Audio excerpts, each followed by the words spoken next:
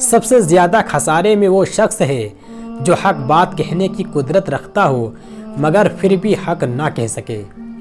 زندگی اس طرح بسر کرو کہ دیکھنے والے تمہارے درد پہ افسوس کے بجائے تمہارے صبر پر رشک کریں۔ سچ ایک ایسی دوا ہے جس کی لذت کڑوی مگر تاثیر میٹھی ہے۔ احمق انسان اپنے شہر میں بھی پردیسی ہوتا ہے اور اپنے عزیزوں کے درمیان جلیل ہوتا ہے۔ نا امید شخص ہر اچھا موقع بھی گنوا دیتا ہے اور پر امید شخص ہر پریشانی میں بھی موقع تلاش کر لیتا ہے۔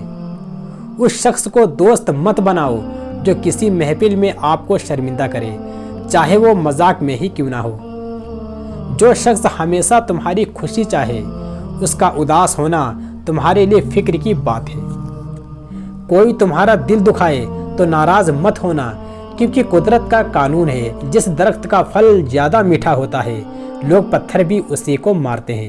خوبصورتی ایک نعمت ہے لیکن سب سے خوبصورت آپ کی زبان ہے، چاہے تو دل جیت لے اور چاہے تو دل توڑ دے۔ زندگی میں ایک ایسا دوست لازمی شامل رکھو جو آئینہ اور سایہ بن کے ساتھ رہے، کیونکہ آئینہ جھوٹ نہیں بولتا اور سایہ ساتھ نہیں چھوڑتا۔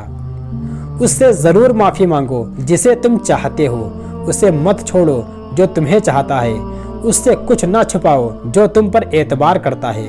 بہترین ذخیرہ وہ علم ہے جس پر عمل کیا جائے اور وہ نیکی ہے جو جتلائی نہ جائے۔